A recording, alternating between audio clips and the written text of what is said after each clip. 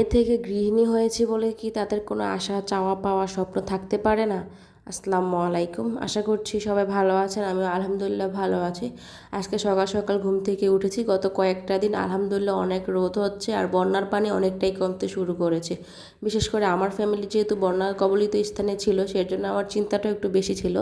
তেমন ভালো করে আমি ভিডিও দিতে পারি না, খুব মন খারাপ ছিল আমার। তো আজকে কয়েকটা দিন রোদ, মনটাও ভালো লাগতেছে, তো ভাবলাম যে আজকে একটু ভিডিওটা শেয়ার করে দিই। তো গতকাল সকালে উঠেই দেখি কি সুন্দর রোদ উঠছিল, তো আজকেও দেখি আলহামদুলিল্লাহ অনেকটা রোদ। তো সকাল সকালে উঠে হচ্ছে আমি এখানে রুটি বানিয়ে নিয়েছিলাম আর সাথে হচ্ছে ডিম ভাজি করব। সত্যি কথা বলতে জানি না কার কার ভালো লাগে, আমার ডিম একদমই খেতে ভালো লাগে না, কিন্তু সাবিয়ার বাবা যেদিন বাসায় থাকে ওই দিন আমার একটু ডিম করা লাগে, সাথে ভাজিও করা লাগে।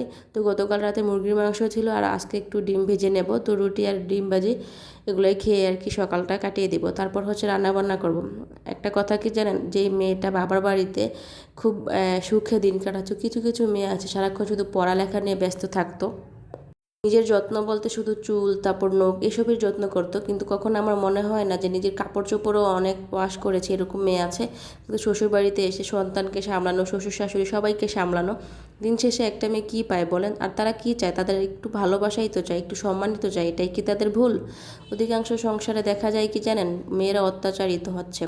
তারা চাইলেও তাদের মুখ ফুটলে আর কি সব কথা বলতে পারে না। তো এই তো সকাল সকাল উঠে হচ্ছে আমি রুটিটা খেয়ে আগে হচ্ছে সব কিছু গট্টর গুছগাছ করে তারপরে আমি রান্না করতে যাই, কেননা ঘর এলোমেলো থাকলে আমার খুব জিদ জিদ লাগে, মেজাজটা একদম এতটা খিটখিটে হয়ে থাকে বলার বাইরে।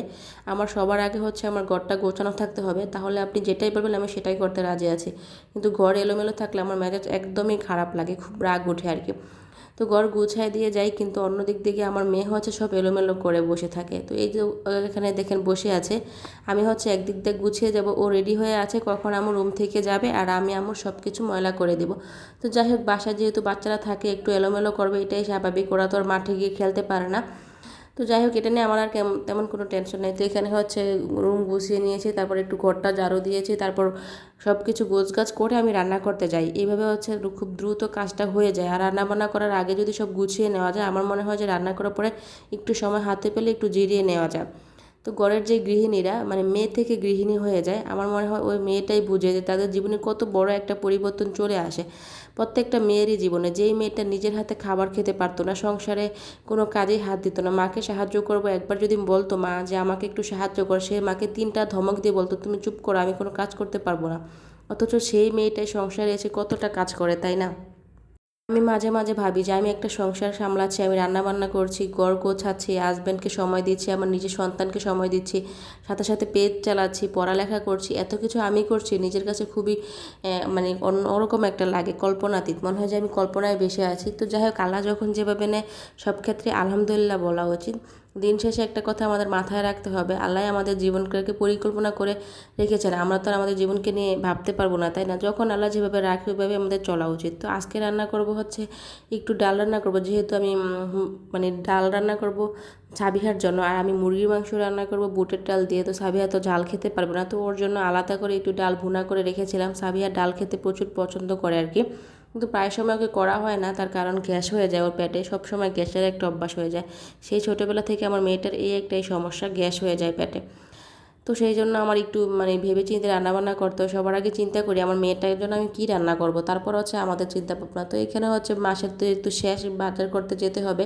তো ফ্রিজে মুরগির মাংস ছিল আর আমার অনেক দিন যাবৎ খেতে ইচ্ছে করছিল মুরগির মাংস আর বুটের ডাল। তো আজকে সেটাই করবো আর রান্নাবান্না করবো, আর এখানে ঘর গোছাবো, সব কিছুই করা লাগে। ভিডিও করাটা কিন্তু অনেকটা প্যারা, রান্নার ফাঁকে ভিডিও করাটা কিন্তু প্রচুর প্যারা লাগে।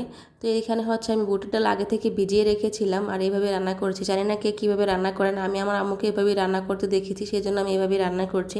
তো রান্নাটা হয়ে গেছে আর রান্নার ফাঁকে ফাঁকে আমি মাঝে মাঝে আমার মেয়েটাকেও খাইয়ে দিই, কেননা রান্না করতে 2-3 ঘন্টা সময় লেগে যায়।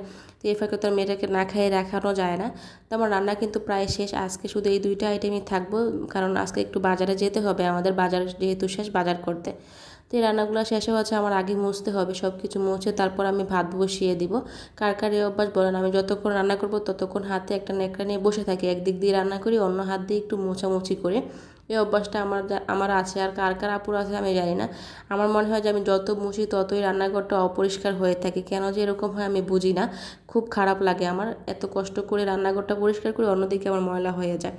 তো তো এখানে সব কিছু মুছে টুছে তারপর হচ্ছে এখানে ভাত বসিয়ে দিব। সবার শেষে ভাতটা বসাই দিলে কি হয়, একটু গরম থাকে, গোসলটা করে এসে তারপর গরম গরম ভাতটা খেতে ভালো লাগে। ঠান্ডা ভাত একদমই খেতে পারি না, সাবিহাও খেতে পারে না, আর খেতে পারে না কেউ। আমি ছোটোবেলা থেকে সবসময় গরম ভাতই খাওয়াই রেখেছি আর কি। তো একটা গৃহিণী আসলে সব পারে, সংসারটাকে সাজাতেও পারে, গোছাতে পারে, সব কিছুই পারে। সত্যি বলতে আমাদের গৃহিণীদের বললো এটাই প্রাপ্য। তো আজকে পর্যন্ত বিদায় নিচ্ছি, সবাই ভালো থাকবেন, আল্লাহ হাফেজ।